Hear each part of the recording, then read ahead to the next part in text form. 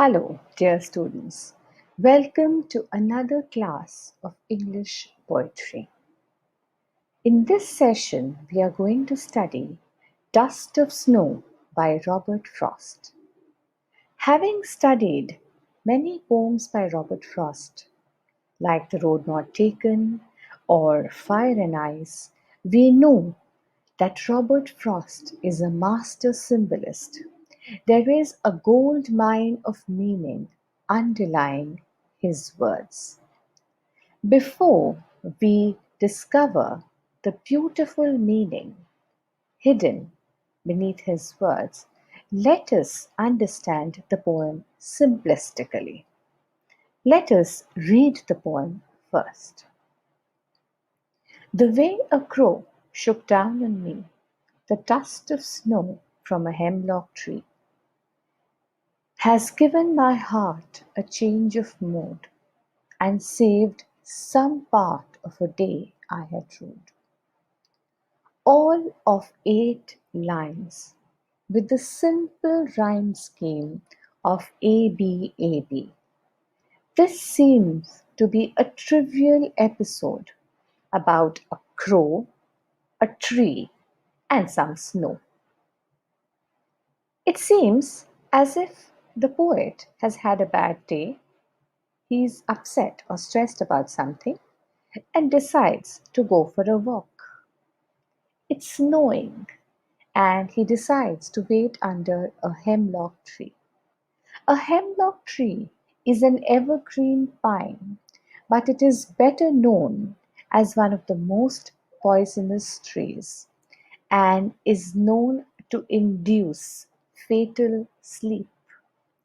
As the poet waits under the hemlock tree, a crow, probably shivering in the cold, manages to shake off some flecks of snow on the poet.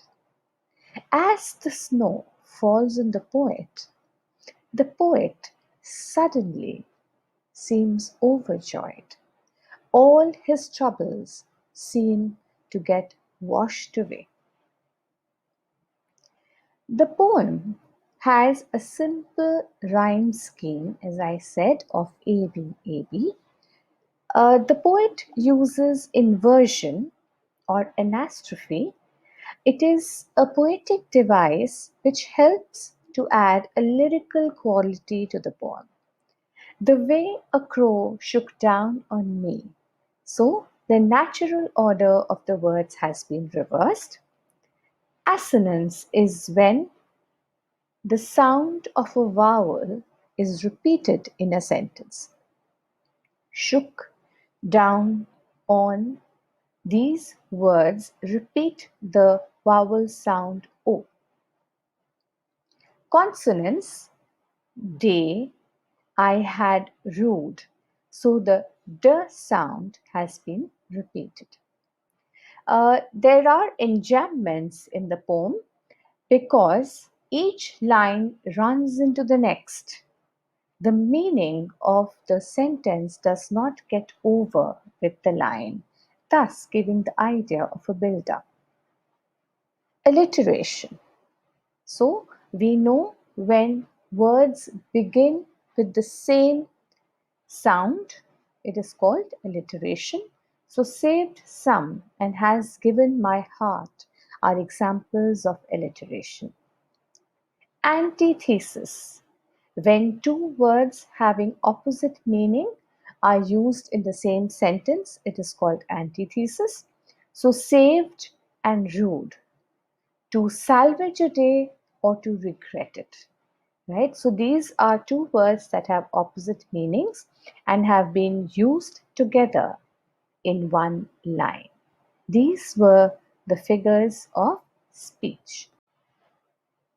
So that was for the technical aspect of the poem. But what Robert Frost always said was that the real beauty of poetry lies in the unsaid part.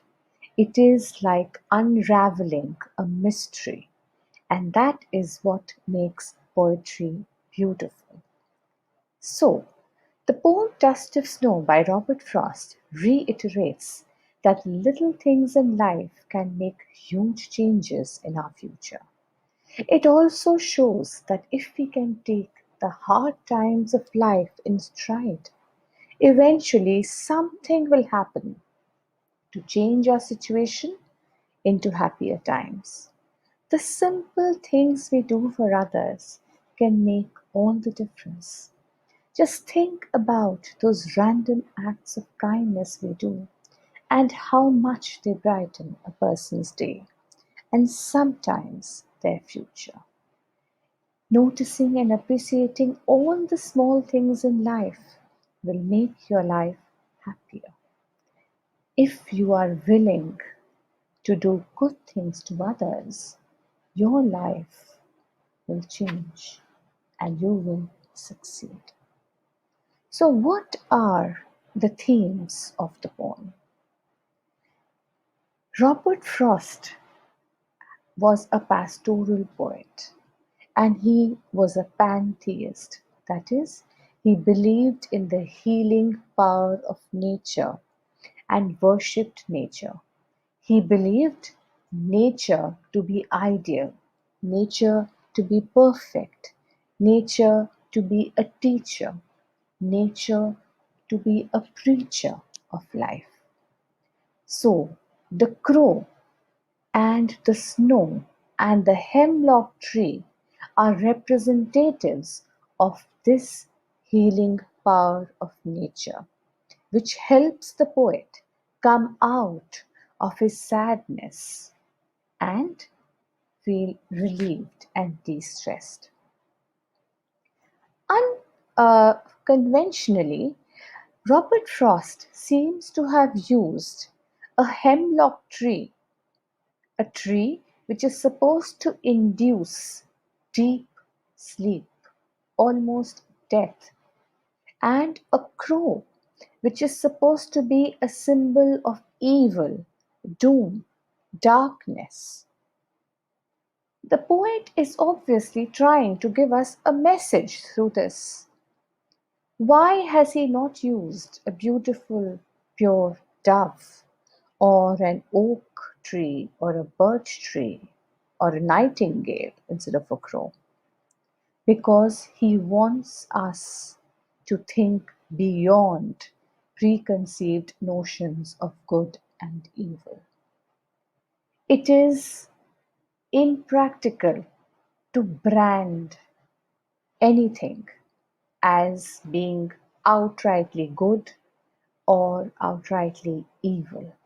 We must embrace the shades of grey. What is the significance of the word dust? So, if we read the poem, it has very obvious religious connotations. The word saved and dust are Christian allusions. So, the poet is saved or redeemed or salvaged because of the snow that falls on him. And dust, dust thou art, and unto dust shalt thou return.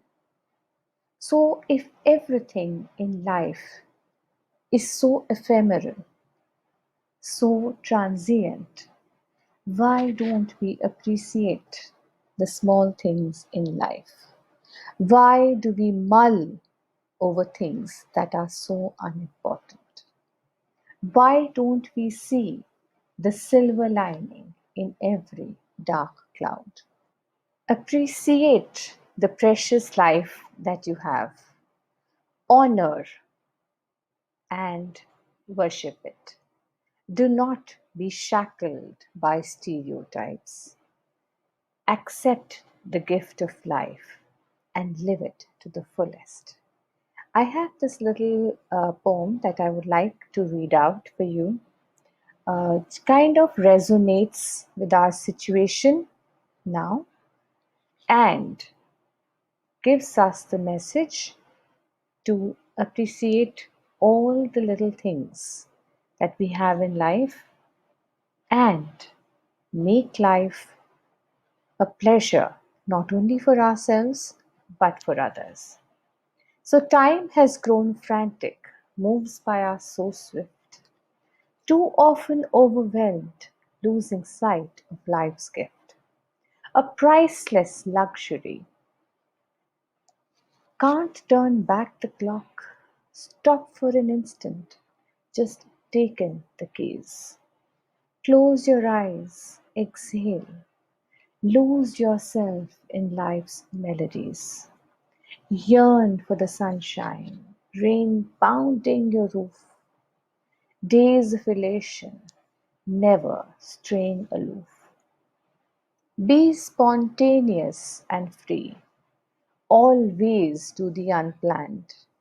Cherish this rose garden, don't let it slip through your hand. Follow the symphony, every movement and measure. Relax with each rest, for it brings lasting pleasure. Selflessly offer umbrellas for shelter, long sleeves for comfort. When temperatures are bitter, hold doors for strangers and those ones you adore. Kind, minute gestures give this life so much. Take nothing for granted. Every snowflake must melt. Time always retrieves the cards you were dealt.